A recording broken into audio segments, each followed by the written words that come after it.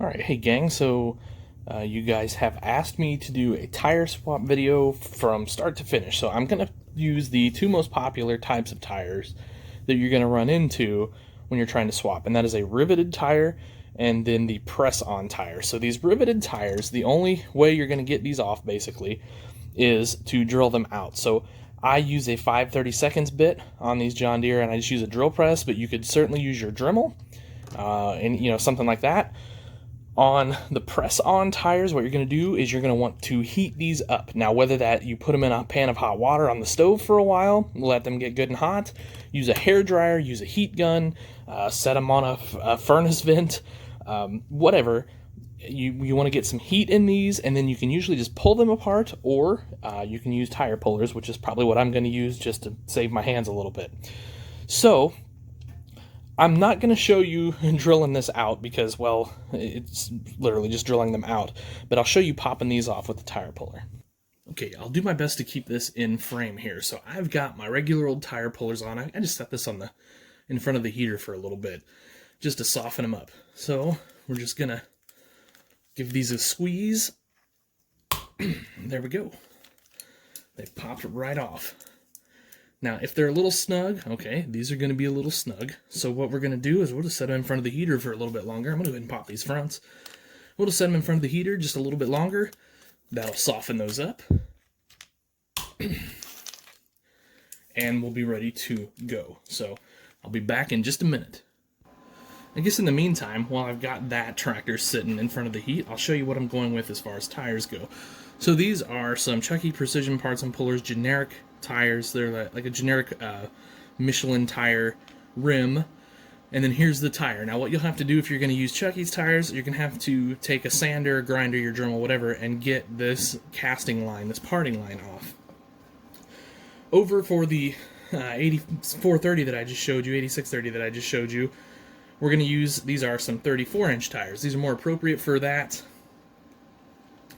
And we're just kind of going to go with a generic rim, and what I'll have to do is fit the tires, and then I'll have to kind of adjust my gap here a little bit, just to get out the Dremel, do some sanding, and it'll work pretty easy. So I'm thinking our John Deere might be ready to pull those tires all the way off. Okay, so I just wanted to show you, so even after a little bit of heat, these were giving me some trouble, so I got out my panel puller pliers, just stick those in there, give it a good pull. It will pop all the way off. So that just makes that easy. And as I said with the R series, these just drill right out. Once they're drilled out, the wheels just pull off. Very easy. Every once in a while they'll get a little hung up like that, and that's alright. Just give them a good tug. I'm going to pull this a little closer to me. Well, okay, I guess, you know what, if this one's going to be contrary, we've got an issue to, or we got a way to solve that too. No, we popped off the spacer. Let's just go ahead and pop this inside as well. There we go. Get that spacer off. That's going to come right off now. So, just pull those off. These tires are relatively good shape, so you might hang on to them for another project. I take my used tires to shows, stick them in a box, and sell them for like $1 a pair. These don't sell very well. I'll just be honest with you. Okay, so we're on to axles. So I've got a couple of these mounted up. I like to mount them pretty tight on there. I actually need to pull this out just a bit. Get my pliers here to help with that. This is a 3/32 rod, so you might have to do a little work with a drill or a file to kind of get that to fit the way you want it. Unfortunately, the kind of unfortunate thing in the 1/64 scale farm tow world is there's really no standard as far as axle size. I always like to do mine at 3/32. This, like I said, so that's kind of what this is. This is a much smaller rod, and this is what we'll use on these. On these, as it's a much smaller hole. So this is a .032 rod. So if you're keeping track at home, the best thing for you to do, let me show you the package that these come in, is to get various sizes of these. You can find them at Hobby Lobby, pretty much any train store, other hobby stores, and of course online, Hobby Link, or places like that. Now we're just going to slot this through.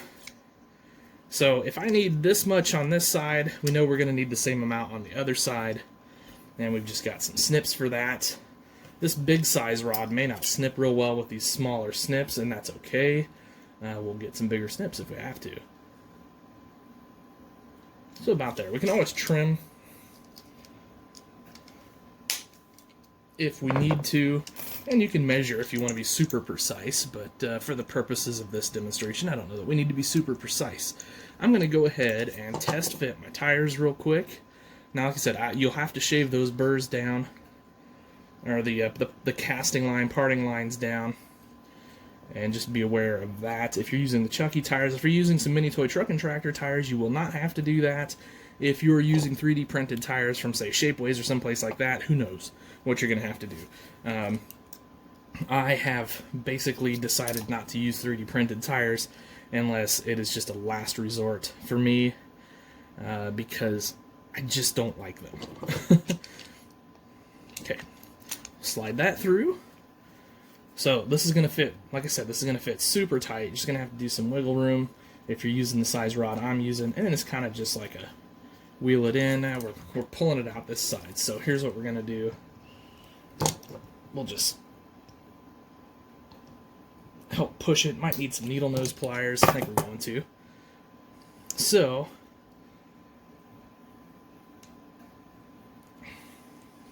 darn, that's just going to push through. Give me a second. I'll get it worked out. Okay, so there's the fronts on that. You can play with your spacing and all that sort of stuff just to get it exactly where you want. That looks good for at least a test fit. And then the back, it's just exactly the same process. So I'll just do that here real quick. Go ahead and, I don't want to do that just yet. Let's go ahead and slide this in here. I'm going to go ahead and use my pliers to just help me push through best I can. There we go. Once you kind of get going, it goes pretty good, really. Kind of do this to help us out a little bit. Actually, you know what the best thing to do here is? Here's a little, I've done this many times. Just set it over the gap on your pliers, another set of pliers. It should push right through just like that. So that helps out quite a bit. Like I said, I'm just going to go ahead and fit this other side up here the best I can. I like that. That's pretty good. Then we'll go ahead and run those through. Again, you don't have to be super precise. You can trim up. It's better to cut long, obviously, than to cut short. I'm using pretty small clippers with those. I've got bigger ones, but the small ones seem to work pretty good for this. Okay. Now,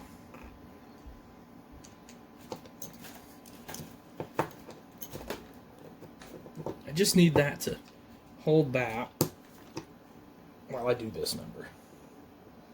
Just get it wiggled in, and once it gets started, it'll be fine. Okay. Alright, so now I'm gonna hold this and push.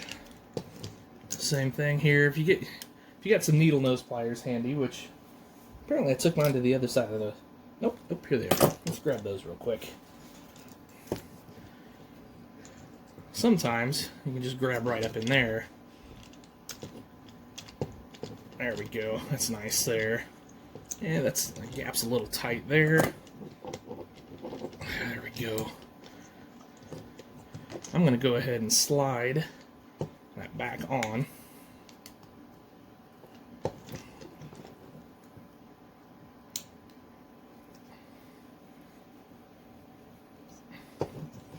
And I can see I'm a little long. That's fine. When I pull the tires off and rims off to paint, I'll just trim a little bit there. Let's just slide this over for fun, just so we can show you all what we got.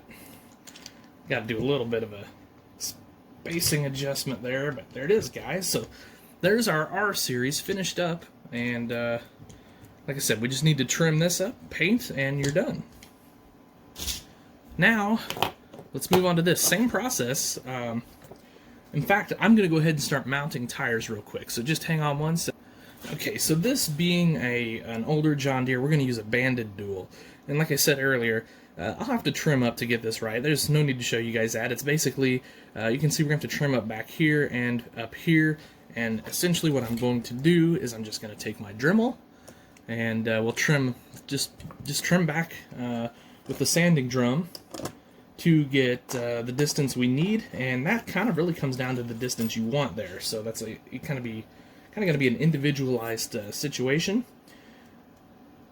But what I'm going to do real quick is get these mounted up for y'all. And then if you want to see what these look like finished up, maybe you could head over to my Instagram later. You know, I got to paint them and stuff, so probably tomorrow at some point I'll get these all finished up and the paint on them. But I just want to show you guys sort of start to finish.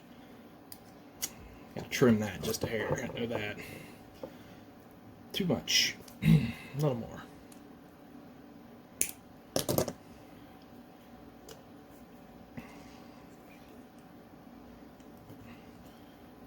Just like so. We'll get this, do the same thing here up front.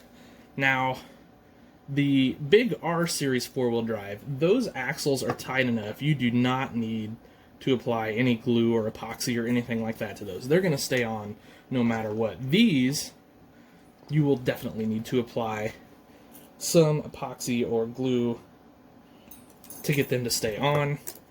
You can just use, you know, good old BSI Industries glue or just whatever, you know, super glue or epoxy that you prefer. It's up to you guys. So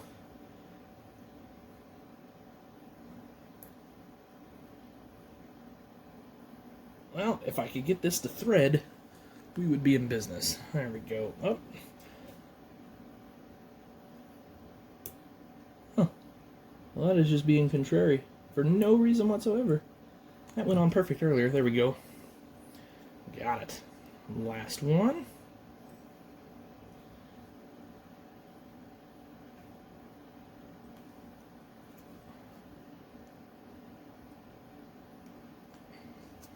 All right.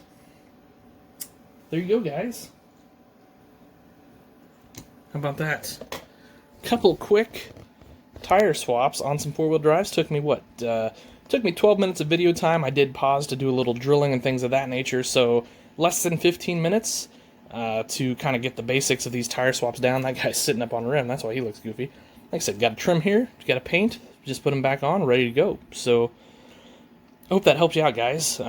Basically all you need are some needle nose pliers, some brass, and a drill to get the R series off. And if you got a tire puller, that's a big bonus on this one, but if not, plenty of heat will get it done for you. So, okay guys, thanks for watching. Have yourselves an awesome day. Happy tractor hunting.